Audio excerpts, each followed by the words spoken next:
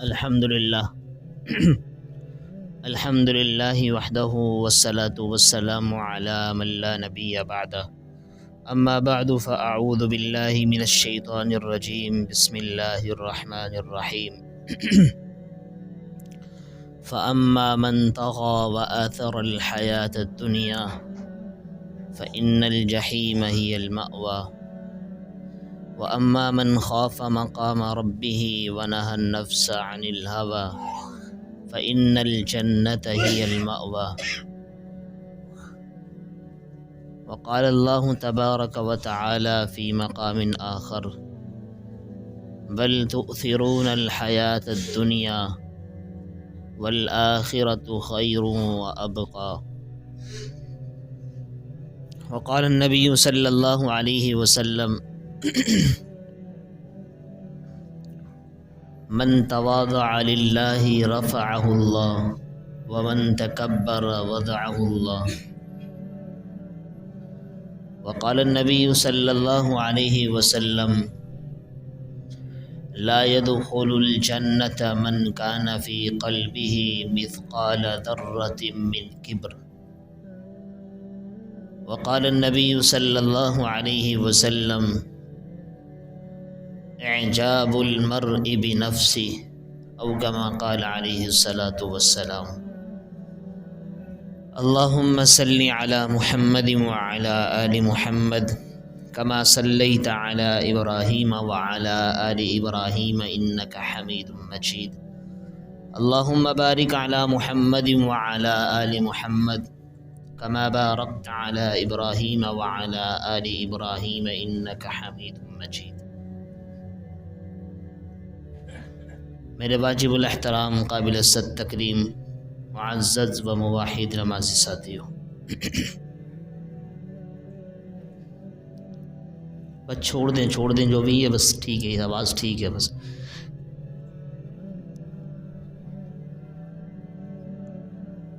یہ فرق ہے دنیا والوں میں اور دینداروں میں۔ دنیا کے ہاں کوئی تقریب ہو، پروگرام ہو، وہاں پر مائک سسٹم اور اسپیکر کا سسٹم ایسا ہوتا ہے کہ جس کی کوئی انتہا نہیں ہے۔ روڈ پہ کوئی پروگرام کر رہے ہوں ہم، مجال ہے کہ ایک بھی مرتبہ وہ خراب ہو جائے یا اس کی آواز کم ہو جائے، لیکن مسئلہ ہوتا ہے تو دینی تقریبات کے اندر، مساجد کے اندر، جہاں پر روزانہ کا ایک معمول ہو۔ یہ ابھی کا مسئلہ نہیں، تقریباً 2-3 جمعوں سے یہ مسئلہ چل رہا ہے۔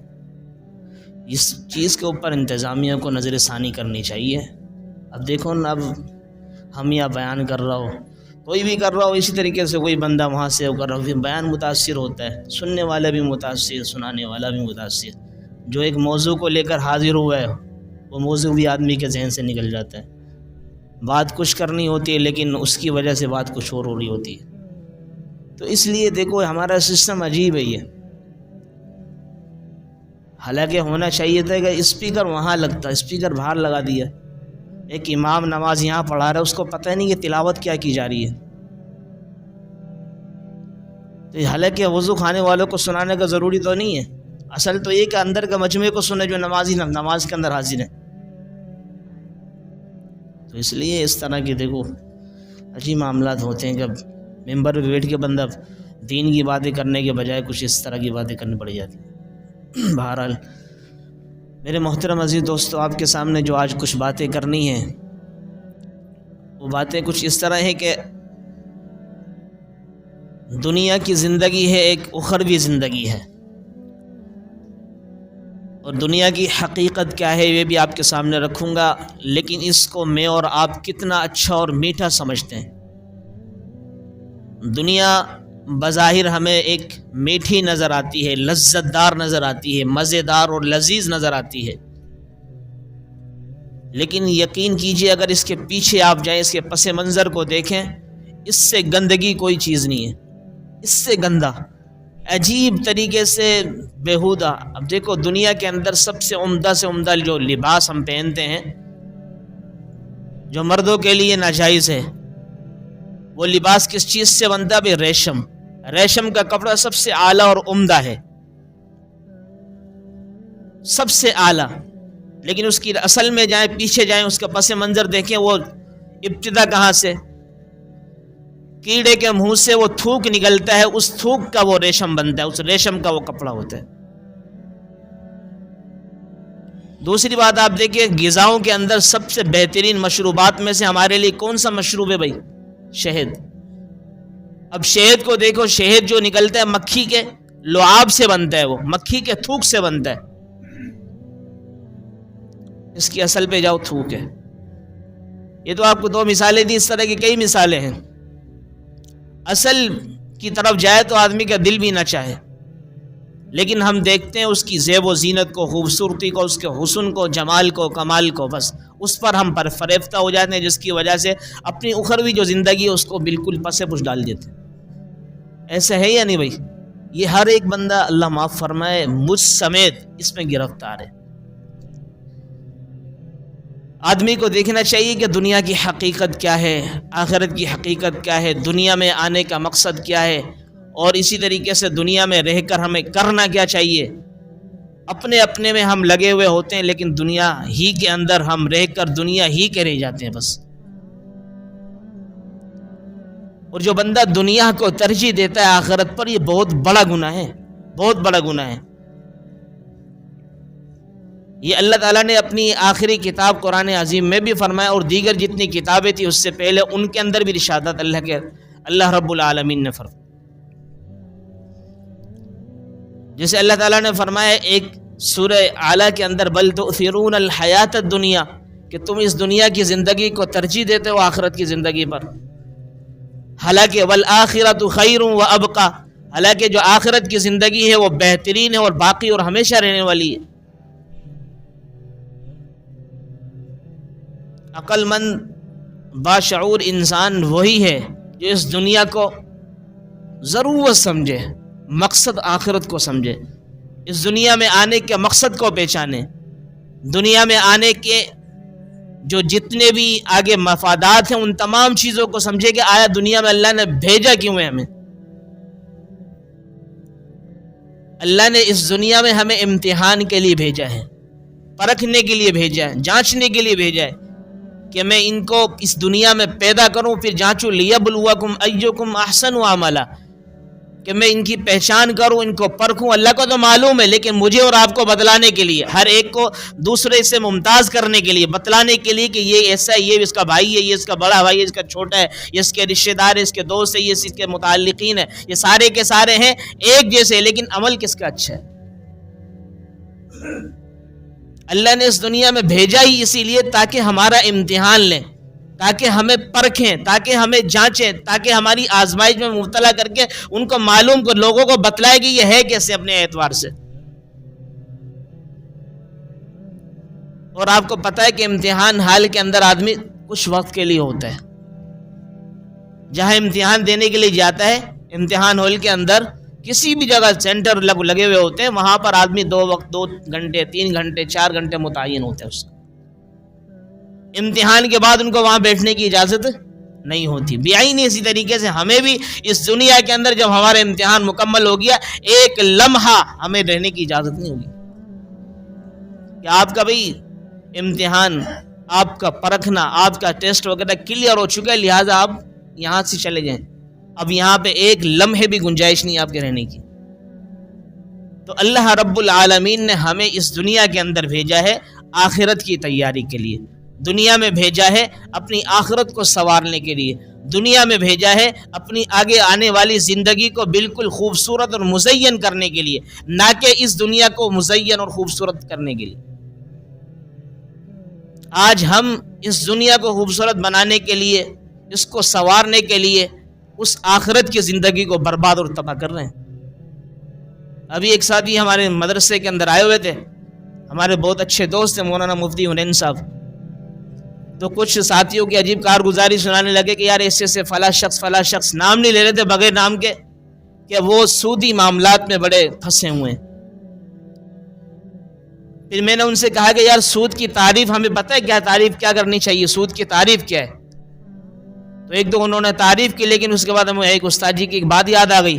ہم نے کہا استاد جی بالکل آسان تعریف سود کی یہ کرتے ہیں کہ بغیر محنت اور صحیح کے آدمی لینڈ لارڈ بن جائے، بس سود کی محنت تعریف یہ ہے۔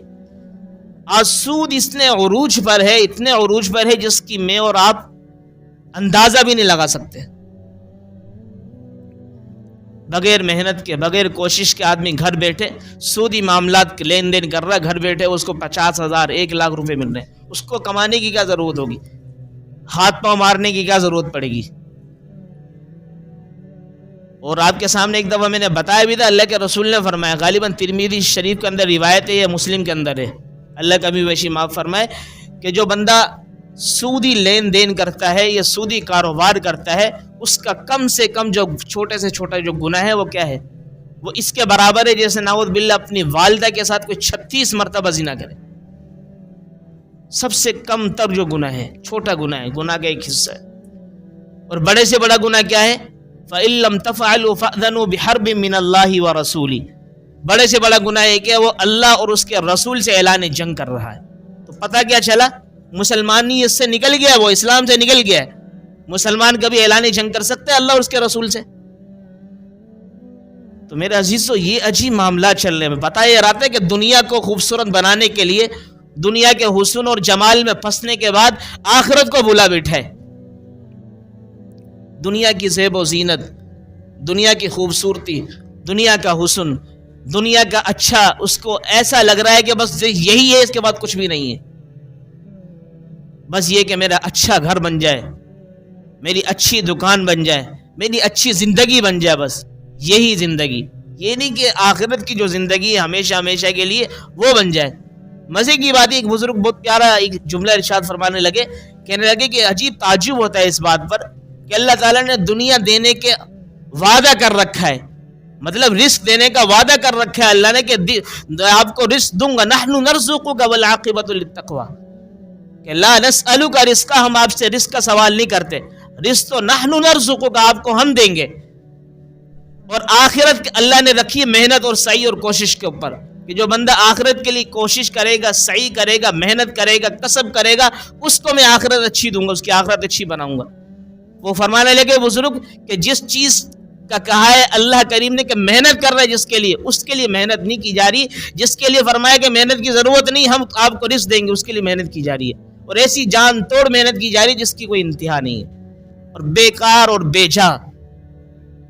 ایک تو ہوتی ہے جائز طریقے سے محنت کرنا، کہ آدمی اپنے کاروبار کے اندر جائز طریقے سے کر رہا ہے، اس میں نمازوں کا بھی خیال کر رہا ہے، رمضان کے روزے آگے روزوں کا بھی خیال کر رہا ہے، تراویح کا بھی خیال کر رہا ہے، اسی طریقے سے کچھ معاملات ہیں ان کا بھی خیال کر رہا ہے، پڑوسی کا بھی خیال کر رہا ہے. یہ تو زندگی بڑی اچھی گزر رہی ہے، آخرت بھی اللہ نے ایسے لوگوں کی اچھی رکھی ہے. لیکن ایک بندہ ہے جس کو پتہ ہی نہیں، اٹھنے کا ٹائم ٹیبل نہیں پتا، سونے کا نہیں پتا، کھانے کا نہیں پتا، اسی طریقے سے حلال اور حرام کا نہیں پتا، سود اور اسی طریقے سے جو بے حلال ہے اس کا نہیں پتا. تو یہ عجیب لوگ ہیں. حضرت تھانوی رحمۃ اللہ علیہ جو انہوں نے 2 قسم کے گناہ کی نشاندہی فرمائی ہے کہ 2 قسم کے گناہ عجیب ہیں. ایک ہے جاہ کا گناہ، ایک ہے باہ کا گناہ.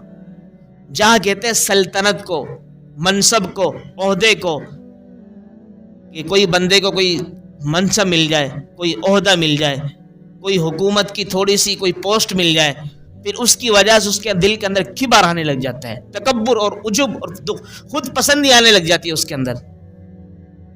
اور ایک ہے باہ، جس کو خواہشات کہتے ہیں، شہوت کا گناہ، زنا کرنا، یہ اسی طریقے سے شراب پینا، یہ جوئے میں لگ جانا، یہ شہوت پرستی ہے. شہوت دل میں جو چاہا وہ کر رہا ہے، جوا بھی کھیل رہا ہے، شراب بھی پی رہا ہے، نعوذ باللہ زنا بھی کر رہا ہے، ایسے گناہ. فرمایا کہ جو بندہ باہ یعنی شہوت کے گناہ میں مبتلا ہے، اس کو ندامت ہوتی ہے، شرمندگی اس کو ہوتی ہے. اللہ نہ کرے اس سے کوئی زنا ہو جائے، اس کے دل کے اندر آ جاتی ہے یار میں نے گناہ کیا ہے، بہت بڑا گناہ ہے زنا. کوئی شراب پیتا ہے، شراب پینے کے بعد جب ہوش میں آتا ہے وہ کہتا ہے یار میں نے گناہ کیا، یہ شراب پی لی گناہ ہے. یہ جوا کھیل لیا، اس کے بعد اس کو پتہ چلتا ہے نہیں یار یہ گناہ تھا، اس کو شرمندگی ہوتی ہے. کسی نہ کسی وقت ایک موڑ پر وہ پہنچے گا، اللہ رب العالمین اس کو توبہ کی توفیق عطا فرما دیں گے. لیکن جو یہ جاہ، سلطنت، عہدہ، منصب، اس کا جو گناہ ہے نا، اس کو توبہ کی توفیق نہیں ملتی. وجہ اس لیے کہ خود پسندی میں مبتلا ہوتا ہے، تکبر میں، کبر میں، اس کو گناہ ہی نہیں سمجھ رہا ہوتا. وہ یاد رکھنا ہمیشہ آدمی کو توبہ کی توفیق اس کو ملا کرتی ہے جو کام کرنے والا ہو، اس کو پتا ہو کہ میں یہ گناہ کر رہا ہوں، اس کے دل کے اندر وہ گناہ ہی نہیں ہے تو وہ کیسے توبہ کرے گا اللہ سے؟ اللہ کریم اس کو توبہ کی توفیق ہی عطا نہیں فرمائیں گے۔ یہ تکبر بہت خطرناک طریقے سے وہ چیز ہے جس کو تھوڑی سی بھی جو سنتوں پہ عمل کرنا کیا آ گیا، وہ دوسروں کو اپنے سے نیچے سمجھنے سے شروع کر دیتا ہے۔ کچھ اچھا منصب مل گیا، اپنے سے نیچے والے سے بات ختم کر دے گا۔ کوئی عہدہ مل گیا، جتنے بھی اڑوس پڑوس میں جتنے ساتھی جن کے ساتھ وہ بیٹھا کرتا تھا، بات چیت کرتا تھا، لین دین کرتا، ان کے ساتھ لین دین سب ختم کر دیا۔ اور حدیث شریف میں اللہ کے رسول نے فرمایا لا يدخل الجنت من كان في قلبه مثقال ذرة من کبر، کہ وہ شخص جنت میں داخل نہیں ہوگا کہ جس کے دل کے اندر ذرہ برابر بھی کبر ہوگا، تکبر کا تھوڑا سا بھی شائبہ پایا جائے گا، وہ جنت میں داخل نہیں ہوگا۔ اور اسی طریقے تو خود پسندی والا جو شخص ہوتا ہے، جو اپنے آپ کو کہتا ہے کہ میں اعلیٰ ہوں، یہ بدتر ہے، میں اعلیٰ ہوں، یہ بالکل ادنا ہے، میں برتر ہوں، یہ بالکل بدتر ہے، اس طرح سمجھتا ہے، اس کو کہتے ہیں عجب، خود پسندی۔ اور اللہ کے رسول نے اس کے بارے میں فرمایا اعجاب المرء بنفسی، کہ آدمی کا اپنے اوپر تعجب کرنا ایک بہت بڑا گناہ ہے، ایک برا عمل ہے، اس سے بچنا چاہیے۔ تو لہٰذا ہمیں دنیا کی حقیقت کو سامنے رکھتے ہوئے آخرت کی تیاری کرنی چاہیے۔ اصل ہماری زندگی یہ نہیں ہے، وہ ہے۔ اصل ہم نے ہمیشہ یہاں نہیں رہنا، وہاں رہنا ہے۔ اصل ہمارا گھر یہ نہیں ہے، وہ ہے۔ تو کامیاب اور اسی طریقے سے عقل مند، باشعور، با اخلاق، با کردار شخص وہی ہے جو اصل کی تیاری کرے، نہ کہ نقل کی۔ اصل ٹھکانے کی اگر ہم تیاری کریں گے تو اس دنیا میں ہمارا رہنا بھی نیکی ہے، اس دنیا میں ہمارا چلنا بھی نیکی ہے، اس دنیا کے اندر ہمارا جو کچھ بھی کر رہے ہیں سنت کے مطابق کریں گے۔ ہمیں پتہ ہے کہ یار ہماری اصل نہیں ہے، ایک ایک چیز ہماری نوٹ کی جا رہی ہے۔ آدمی کو پتہ چل جائے نا کہ بھئی کسی دکان میں کیمرے لگے ہوئے ہیں، کیا کرتا ہے پھر وہ بڑے احتیاط سے چلتا ہے، خریداری کرتا ہے، کوئی آگے پیچھے نظریں نہیں گھماتا، کوئی چیز آڑی ٹیڑھی نہیں اٹھاتا، کسی کی طرف بھی چوری کی نظر تو کیا ہاتھ بھی نہیں بڑھتا۔ کیوں؟ کیمرے کی آنکھ دیکھ رہی ہے۔ تو میرے عزیزو، آج ہم دنیا کے اندر ایک کسی دکان میں 3 کیمرے لگے، اس سے ڈر رہے ہوتے اتنا۔ اللہ رب العالمین کے جو کیمرے چاروں طرف ہماری طرف لگے ہوئے ہیں اور ہماری ایک ایک چیز کو نوٹ کر رہے ہیں۔ یہ تو کیمرہ تو بتاتا ہے تمہاری ظاہری چیز کو، اللہ کریم کے کیمرے ایسے ہیں جو باطنی چیز کو بھی بتائیں گے۔ تو ہم نے کتنا ڈرنا چاہیے، کتنا اس چیز کو غور و فکر کرنی چاہیے، بے حساب کرنا چاہیے۔ تو میرے عزیزو، اللہ رب العالمین نے قرآن عظیم میں جگہ فرمایا فَأَمَّا مَنْ طَغَى وَآثَرَ الْحَيَاةَ الدُّنْيَا، کہ جو شخص دنیا میں رہتے ہوئے سرکشی کرتا رہا، نافرمانی کرتا رہا، نافرمان شخصی کرتا ہے، کیا کرتا ہے؟ وَآثَرَ الْحَيَاةَ الدُّنْيَا، دنیا کی زندگی کو آخرت کی زندگی پر ترجیح دیتا ہے۔ جو فرعون تھا اس کے اندر کیا تھا؟ یہ تکبر بھی تو تھا، عجوب بھی تو تھا، خود پسندی تو تھی۔ وہ کہتا ہے انا ربکم الاعلی، میں ہی اعلیٰ پروردگار ہوں، نعوذ باللہ، میں ہی اعلیٰ رب ہوں تمہارا۔ اسی عجوب اور خود پسندی نے کہ اس کو دیکھو کہاں گرایا۔ ایسا اس کا حشر ہوا، نہ زمین نے قبول کیا، نہ اسی طریقے سے فرمایا کہ پانی نے اس کو اوپر پھینک کے ڈالا۔ وجہ اس کی کیا تھی؟ تکبری تھا، اور دنیا کی زندگی کو اصل سمجھ رہا تھا۔ جب اصل سمجھا تو اللہ تعالیٰ نے بتا دیا فَإِنَّ الْجَحِيمَ هِيَ الْمَأْوَىٰ، کہ تیرا ٹھکانہ کیا ہے؟ جہنم۔ آگے اللہ تعالیٰ نے اسی آیت کے متصل جہنمیوں کے بعد جنتیوں کا بھی تذکرہ فرمایا وَأَمَّا مَنْ خَافَ مَقَامَ رَبِّ، جو اپنے رب کے سامنے کھڑے ہونے سے ڈرتا رہا۔ کیا مطلب؟ اللہ تو ہر جگہ حاضر و ناظر ہے نا بھائی، دیکھ رہا ہے ہر جگہ۔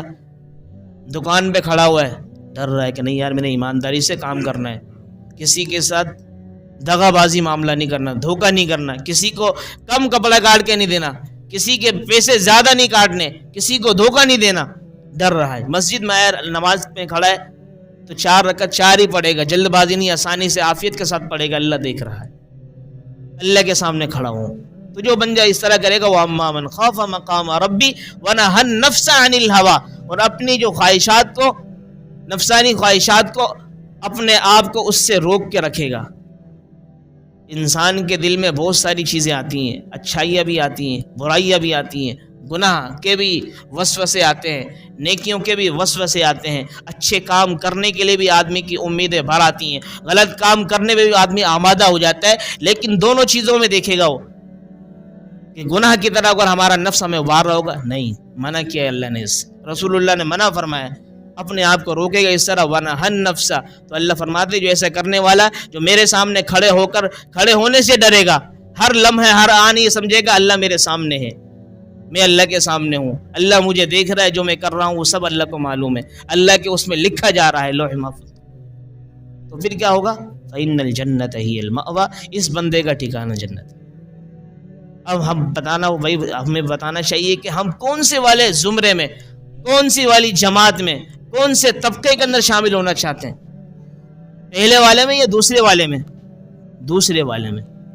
جہنمی بننا چاہتے ہیں نعوذ باللہ، یہ جنتی بھائی، ہر ایک چاہتا ہے کہ یار مجھے اصل اچھا ٹھکانہ ملے، اچھی جگہ ملے، اچھا گھر ملے، اچھے عزیز و اقارب ملے، میرے رشتہ دار سب کچھ وہاں مل جائے مجھے، تو آدمی یہاں پہ تھوڑی سی مشقت والی زندگی جو صحیح معنی میں مشقت والی نہیں ہے، اللہ کی قسم ہم تو کیا زندگی گزار رہے ہیں، بڑو عیش و عشرت میں گزار رہے ہیں، کیا کہ دیکھو انبیاء علیہ السلام کے، اٹھاؤ کتابوں کو پڑھو، مطالعہ کرو، پتہ چل جائے گا اللہ کریم کے جتنے محبوب ترین بندے تھے اتنی زیادہ مشقتیں آئی ان پر، ہم تو کچھ بھی نہیں کر رہے، ہمارے سامنے کچھ بھی نہیں ہے، ان کے ہاں تو فاقہ ہے، ہمارے ہاں ایک دن دوپہر کا کھانا نہ ملے تو ہمارا پیٹ ایسا بالکل اندر چلے جائے اور ہماری بھوک کے مارے عجیب حالت ہو جائے۔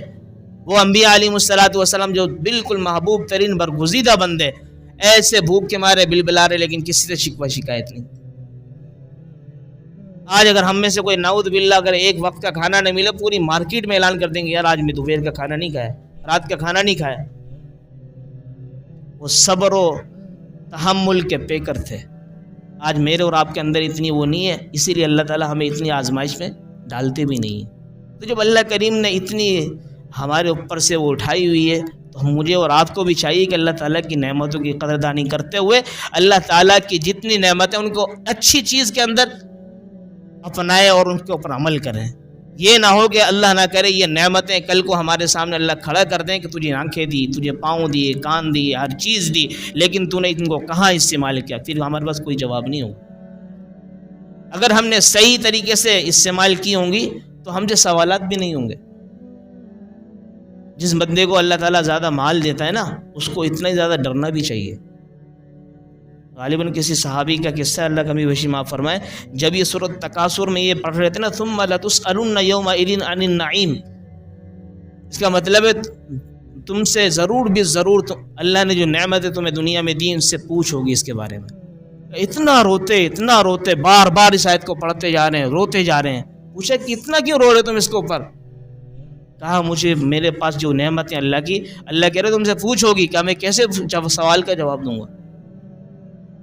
پھر وہ روتے کہ اللہ مجھے اتنی زیادہ دولت مت دینا، اتنا دینا جس کا میں سوال کا جواب بھی دے سکوں۔ اللہ تعالیٰ سے دعا ہے کہ اللہ رب العالمین ہمیں جتنی اللہ کی نعمت ہے ان کی قدردانی کرتے ہوئے اس دنیا کو مقصد نہ بنائیں، بلکہ اس کو ضرورت سمجھتے ہوئے آخرت کو مقصد بنانے والے ہمیں زندگی گزارنے کی توفیق عطا فرمائے۔ وما علینا الا البلاغ۔